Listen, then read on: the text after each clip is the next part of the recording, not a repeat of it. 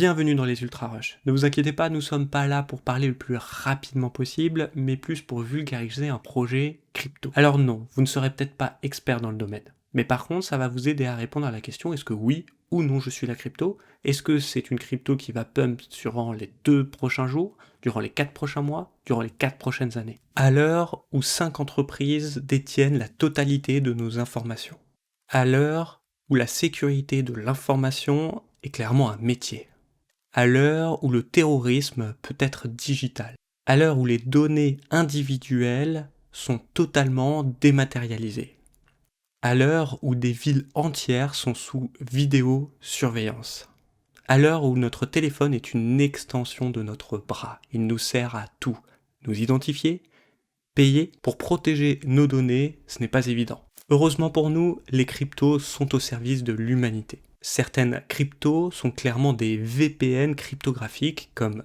Brave par exemple. Le défaut, c'est qu'il faut le lancer sur votre ordinateur. Certaines autres cryptos nous protègent elles aussi, mais demandent la validation des entreprises. Type Rose par exemple avec son token. Aujourd'hui, on va aller beaucoup plus loin, avec un projet crypto absolument sensationnel, français qui plus est, et qui vous propose de protéger vos données, mais cette fois-ci en toute transparence, anonymat, facilité, juste avec ça. Uniris, avec son token UCO, veut protéger les données des utilisateurs. Mais pas n'importe quelles données, toutes les données qui font de vous une identité et un être humain à part entière. Alors je vous propose une vidéo en 3 étapes. 1. Comment ils vont s'y prendre. 2. On ira voir carrément leur livre blanc pour voir quelles sont les prévisions.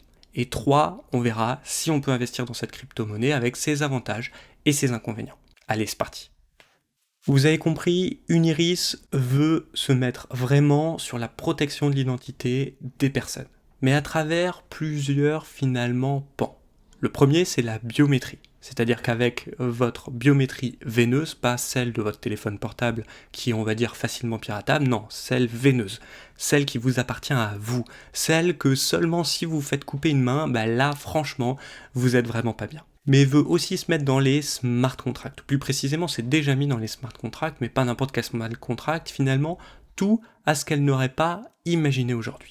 Alors vous avez compris, pour protéger l'identité de quelqu'un, il faut absolument une sécurité ultime. Et on va le voir comment Uniris s'y prend à travers finalement non pas une blockchain, mais une transaction chain, un système qui est totalement scalable, proof of work, oui, on va voir, totalement français, respectueux de l'environnement et résistant à la malveillance. Alors avant de parler de la blockchain Uniris et de son fonctionnement, j'aimerais vulgariser un principe, c'est qu'est-ce qu'on définit comme données utilisateurs, d'accord ? La première des données qui est très importante, c'est la clé publique. Elle permet de vous retrouver, de vous identifier sur le réseau Uniris. Cette clé publique, c'est comme une adresse mail, c'est-à-dire qu'elle est utilisable et surtout lisable par n'importe qui. Ensuite, la deuxième détient justement vos informations, donc ce qui vous appartient, votre identité finalement, votre biométrie, à travers une clé privée. Cette clé privée, ça peut être une biométrie, en fait finalement c'est un mot de passe, ce mot de passe c'est vous. Au lieu d'être un mot de passe craquable, c'est vous. Et même si ce mot de passe existe, il faut savoir que pour craquer une clé à l'heure d'aujourd'hui traditionnelle, dans un format par exemple EAS 256, il faudrait approximativement 10 ans. Alors imaginez dans le monde de la crypto-monnaie, ça serait plusieurs centaines d'années. Mais alors comment Uniris fait finalement pour garantir un réseau scalable en proof of work? Alors c'est parti. Vous voyez, il y a des rôles ici, A, B, C, D. Vous allez voir que ces rôles vont pouvoir être interchangés et c'est ça qui est intéressant. Imaginons, je suis l'utilisateur A et ce que je veux c'est inscrire des données sur la blockchain. Dans ces cas-là, j'envoie ma clé publique, avec en dessous de cette clé publique mes données qui sont totalement cryptées, d'accord, à un valideur. Ici, C. Ce valideur, lui, ce qu'il fait, c'est qu'il adapte seulement un proof of work, mais le plus basique possible. En fait, votre transaction sera ce que vous demandez à la chaîne Uniris. Ici, par exemple, une inscription sur le système. Avec votre clé publique, il va juste effectuer un petit traitement le plus simple possible. C'est pour ça qu'on dit qu'elle est respectueuse de l'environnement, parce qu'elle ne consomme que très peu d'énergie. Ensuite, ce valideur, lui, est surveillé par des contre contre-validation ou des contre-valideurs. Ici, B. Eux, à partir de là, ils sont ce qu'on va appeler dans l'algorithme heuristique. Alors, ce mot est un peu barbare, mais la seule chose que ça veut dire que c'est aléatoire. Il y a un algorithme qui travaille avec, à la base de votre clé publique, pour justement décider des contre-valideurs, des nœuds de contre-validation. Une fois que ce nœud de contre-validation s'est assuré que le valideur a bien fait son job, qu'il n'est pas malveillant entre autres, ce qu'il va faire, c'est qu'il va partir sur les nœuds de stockage. Et là, votre information va être stockée. C'est bien beau tout ça. Là, vous venez d'inscrire les données. Mais maintenant, imaginons que vous avez envie d'utiliser le système, d'être identifié pour, par exemple, je sais pas moi, ouvrir votre porte chez vous avec votre doigt. Alors dans ce cas, on va changer les rôles. C devient utilisateur. A devient valideur.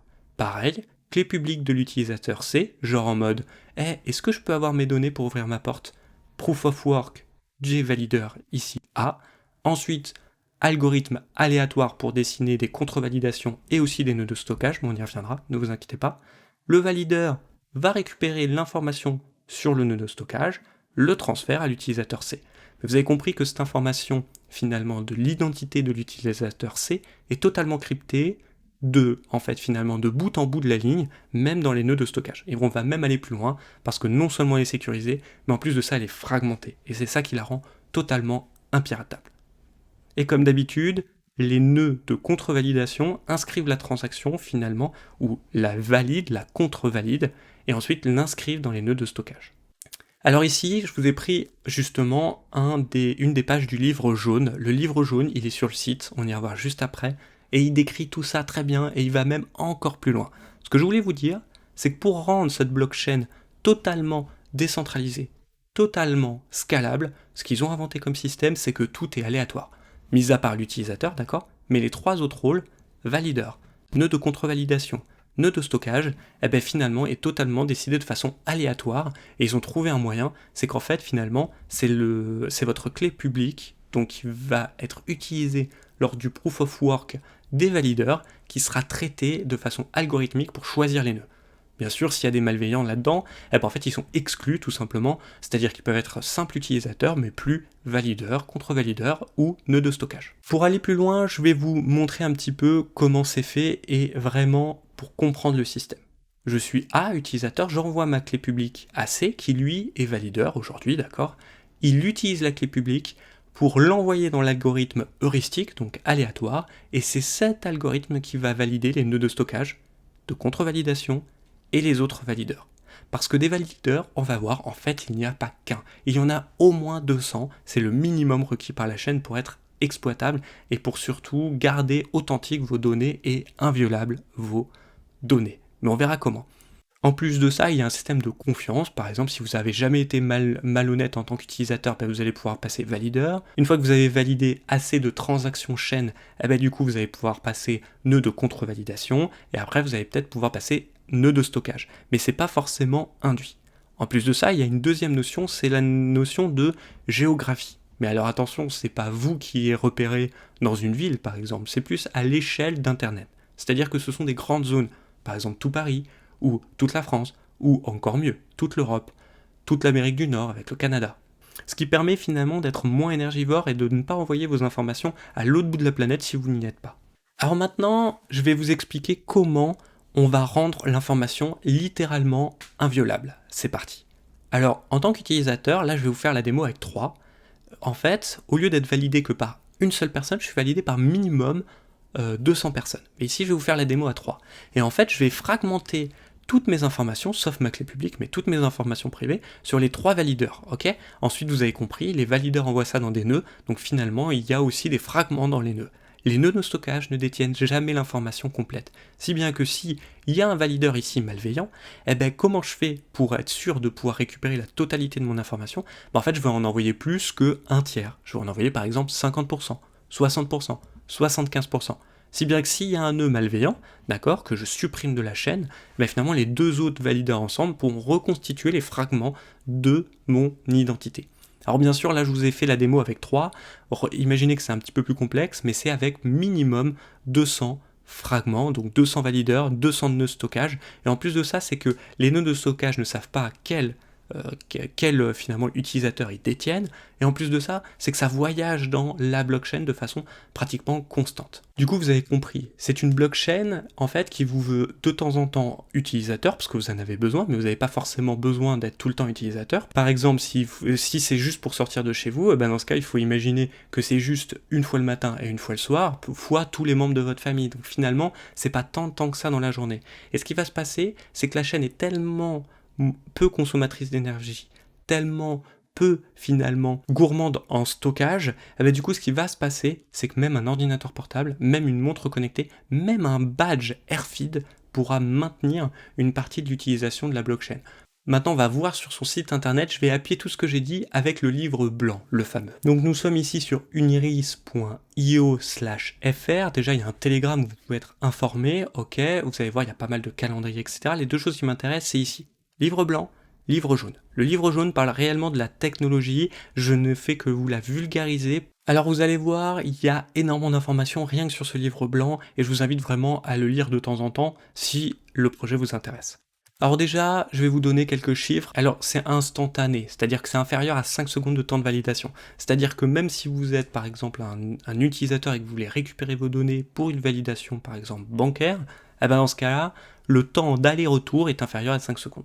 Ils disent le risque de fraude, est même avec 90% de nœuds malicieux, est à 10 puissance moins 9. Donc finalement c'est acceptable par finalement toutes les règles de loi de protection des données et des utilisateurs de ce monde. Et ça c'est oufissime. Après, là où je suis pas d'accord avec eux, ils disent que par exemple c'est 3,6 milliards de fois moins consommateur d'énergie que le Bitcoin.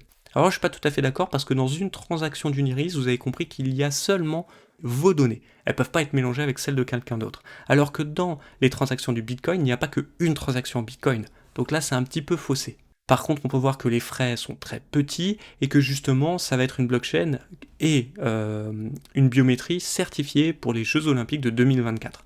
Je vous passe sur toutes les utilisations qu'ils préconisent. Ce qu'il faut retenir, c'est qu'il y a aussi des smart contracts. Ça veut dire quoi? Ça veut dire que à travers les smart contracts, finalement, on va pouvoir inventer toute une flopée d'applications. Par exemple, je sais pas, si vous êtes dans une entreprise un petit peu sécurisée, vous avez peut-être un badge.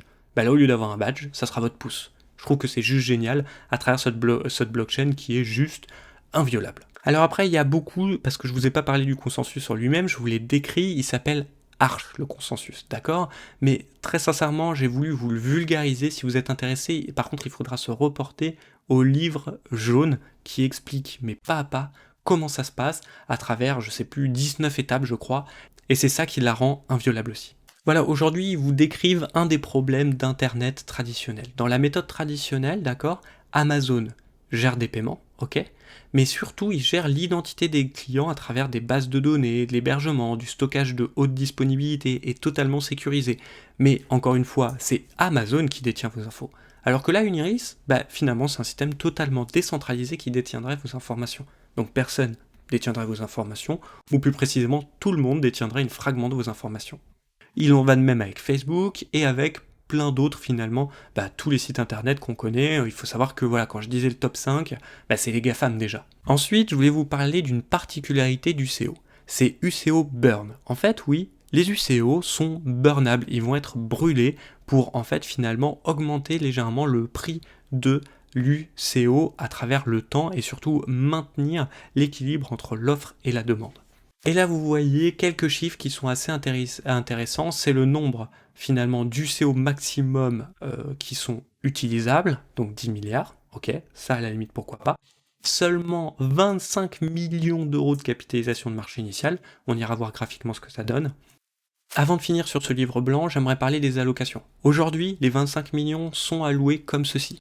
20% marketing, 20% opérationnel, ce qui me paraît être normal, mais c'est ce qui est après qui m'intéresse tout particulièrement.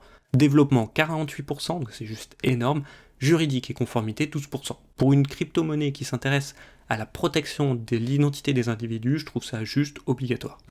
Et on va finir ce livre blanc avec finalement la feuille de route. Alors on peut voir qu'elle était adossée à l'Ethereum avant, mais aujourd'hui, sa blockchain est disponible et fonctionnelle. Ça veut dire quoi? Ça veut dire qu'aujourd'hui, ce que je viens de vous expliquer fonctionne réellement. Elle n'a plus besoin d'Ethereum pour avancer, et même les smart contracts passent par Uniris. Alors on peut voir qu'il y a des choses qui sont intéressantes parce que finalement, dès 2022, ils veulent une certification, une réputation pour finalement des biens de services à la consommation et des services de livraison. Airbnb, Amazon, Uber, Alibaba.com, ils tapent vraiment dans le dur et dans le fort, et ça je trouve ça génial. En 2023, ils proposent carrément des solutions de mobilité, de transport et de sécurisation des accès à travers justement leur dispositif biométrique qui lui sera industrialisé. Ça, je trouve ça génial. Il faut savoir que à l'heure d'aujourd'hui, par exemple, vous avez besoin de carte d'abonnement. Ben là, on peut imaginer qu'il n'y a plus besoin de carte d'abonnement. Ça sera votre doigt, la carte d'abonnement. Et donc, du coup, c'est juste génial. Et en 2024, ils veulent avoir valider des transactions non financières pour, par exemple, être éligible aux Jeux Olympiques, pouvoir gérer les kicks, d'accord? Donc ces kicks, c'est finalement qui vous êtes, parce qu'à l'heure d'aujourd'hui, quand vous êtes sur un site bancaire, par exemple, il faut absolument savoir qui vous êtes, à travers non seulement une adresse mail, mais aussi une carte d'identité, une certification. Cette certification, ça sera au bout de votre doigt. Et puis après, on verra bien sûr, mais ils aimeraient bien gérer et sécuriser les dossiers médicaux, ce que je trouve vraiment pas bête, parce qu'après, vous, juste avec votre doigt, boum, hop, vous allez récupérer votre dossier médical, et pas besoin d'en demander une copie je ne sais où. Et maintenant, avant de se répondre à la question, est-ce que oui ou non, Uniris est intéressant pour nous, voyons graphiquement ce que ça donne. Nous voici sur Uniris. Et non, je vous assure, le graphique n'est pas du tout inversé, c'est la réalité. C'est-à-dire qu'elle est passée d'une capitalisation de 0,008 à 0,000032. Alors oui, c'est un petit peu bizarre, et là il faut savoir que c'est littéralement inversé par rapport aux crypto-monnaies, parce que la valeur du token a déjà perdu moins 95%.